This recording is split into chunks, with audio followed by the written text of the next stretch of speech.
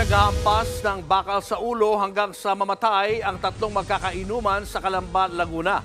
Ang suspect nagawa raw ang krimen dahil sa selos. Nasa frontline na balitang yan si Gary De Leon. Wala ng buhay at halos di makilala sa laki ng sugat sa ulo ang lalaking ito nang madatna ng mga otoridad sa bakanteng lote sa Barangay Mayapa, Calamba, Laguna.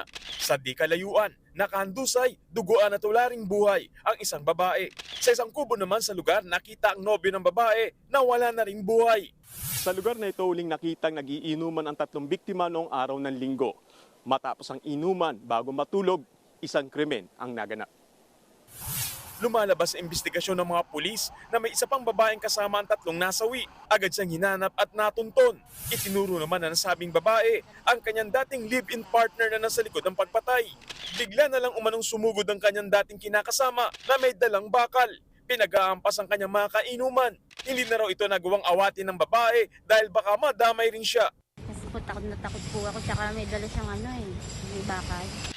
Lumalabas na selos ang ugat ng krimen na ginala raw ang suspect na may relasyon ng kanyang dating kalibin at ang biktima na napuruan sa ulo sa krimen. Days before, pinagbantaan na ni suspect, yung isang victim na lalaki na nagsiselos daw. And the next time around, pag nakita daw sila magkasama ni babae, ay papatayin niya ito. Ang pamilya ng mga biktima hindi matanggap ang krimen. 3 araw pa lamang daw naninirahan sa kubo ang magkasintang pinatay. Nadamay lang sila sa pinagsesalosan ng suspect. Grabe yung ginawa niya sa kuya ko. Basag-basag po ang mukha ng kuya ko. Tulog na siya, tapos binanatan niya ng palo. Sobrang hindi ko na makilala ang mukha ng kuya ko kasi sobrang hindi siya tao, hayop siya. Naaresto naman sa follow-up operation ng suspect. Tumanggi siya magbigay ng pahayag.